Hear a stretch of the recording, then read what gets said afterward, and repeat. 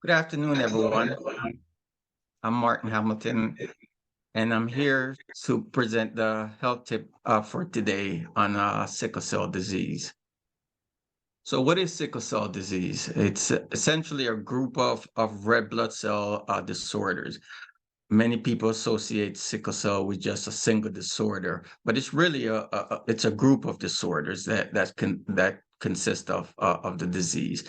As you can see from the picture here, from the illustration, there are two different shape of red blood cells you typically see with sickle cell. The round shape is your normal red blood cell, and sickle cell often appear in as a moon-shaped appearance. So typically, your red blood cell carries what's called hemoglobin. And it's essentially a protein that carries oxygen. So each red blood cell carry 4 molecules of oxygen. With sickle cell, that oxygen carrying capacity is inhibited, and also oftentimes what you see with sickle cell, it causes a lot of clogging off the micro blood vessels that we refer to as capillaries. So that those are the two significant ramifications of sickle cell. So, as I previously mentioned, there are several different types of sickle cell. In order for someone to acquire sickle cell, they have to get each genotype from both parents. All right. So both parents must transfer that a sickle cell gene to or an abnormal gene to an individual in order for that individual to acquire or to have sickle cell. So sickle cell, we typically do conduct a blood test called hemoglobin electrophoresis. And with that test, it gives us, we're able to look at the different the blood type. So you have hemoglobin S, hemoglobin C, you have hemoglobin A, which is typically representative of your normal red blood cells. And there are other different type of hemoglobin. Sickle cell is always represented by hemoglobin S. So the first one I would like to discuss is hemoglobin SS. So as I mentioned, you typically, in order for someone to get sickle cell, they must have acquired the genes for both parents. With sickle cell SS, the individual may have or likely acquired or have acquired the sickle cell from or the S gene from both parents. And this is the most severe form of sickle cell anemia. The next form of sickle cell anemia I would like to discuss is hemoglobin SC. So again, these genes must be acquired from both parents. So the individual may have acquired the sickle cell S or hemoglobin S from one parent and the hemoglobin C from another parent. This is a more milder form of hemoglobin, but it can cause of sickle cell, but it can cause some severe illnesses as well, or symptoms. So you have hemoglobin S beta thalassemia. So notice the theme here, hemoglobin, all of these sickle cell disease, the individual typically acquire at least one hemoglobin S. So beta thalassemia by itself is a form of anemia that's pretty common in your Mediterranean population. With sickle cell hemoglobin S beta thalassemia, what typically happens the first thing is that there are two different forms of this type of hemoglobin or beta thalassemia. You have the beta thalassemia 0 and the beta thalassemia S plus. The beta thalassemia 0 is the more severe form of this type of sickle cell. So oftentimes with these individuals, not only that they get that sickling, they also are severely anemic. There are other forms of of sickle cell anemia, hemoglobin SD, hemoglobin SE, hemoglobin SO. These are rare forms, and the severity of these type of sickle cell may vary. So sickle cell trait, often a lot of individual may acquire a normal hemoglobin as well as a sickle cell gene from their parents. So they may have gotten the hemoglobin A, which is the normal representative of a normal hemoglobin from one parent, and then a second hemoglobin, which is hemoglobin S from another parent.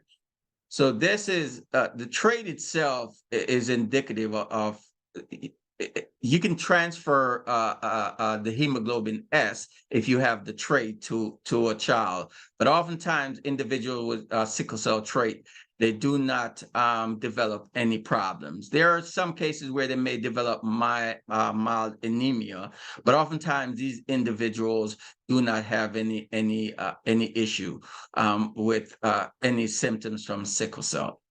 But you can, if you do have the trait, you can transfer the gene, the sickle cell or the hemoglobin S to a child. So what are the signs and symptoms of sickle cell? So you may get anemia. That's a very common sign of sickle cell. So if you're light-skinned or Caucasian, you may have pale skin when you're anemic, or if you're dark-skinned, you may observe ashen lips. Blood clots is a very common symptom of sickle cell, and for obvious reason, because the cells they form this moon shape, sickling shape, and they clog the tiny arteries in the vessels. And because of that, there are severe pain. If sickle cell can be excruciating. So oftentimes these patients have to be treated with with narcotics to control the pain. Stroke, for the same reason as the blood clot, they may get chest pain because the arteries of the heart may become blocked with these sickling cell. Splenic sequestration. This means that your spleen is engorged with blood. Your spleen is a very vascular organ and is responsible for essentially for cleaning the red blood cells. The red blood cells that died, spleen is responsible for cleaning cleaning the body of those red blood cells. It's also responsible for the production of white blood cell, production of red blood cells, and the production of platelets. So it's a very important organ in terms of your immune system and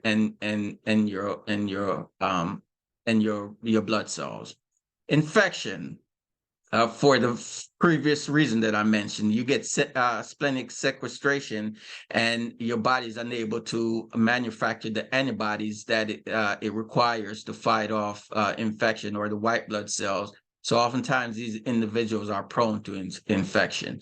They may end up with dark urine at times because of the hemolysis or the breakdown of the red blood cells. So an average red blood cell may last 120 days. With sickle cell, that blood cell lasts anywhere from 10 to 20 days.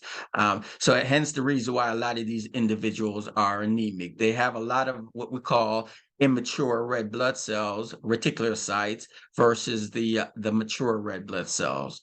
Pain, as I mentioned, because of the blocking of those small arteries, these individuals often end up with severe pain.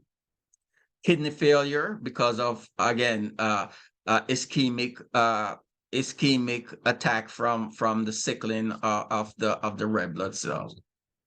So what are some things you can do to prevent it? One, the first thing is hydration. If you have sickle cell, you always want to hydrate. You should be drinking anywhere from 1.5 liters to 2 liters of fluid every day. Hydration is very important. That's one of the first treatment you'll get if you have sickle cell and you're in a sickle cell crisis. It's important to hydrate to kind of flush those sickling cell from the vessel. You want to avoid extreme temperature, extreme height. Those things can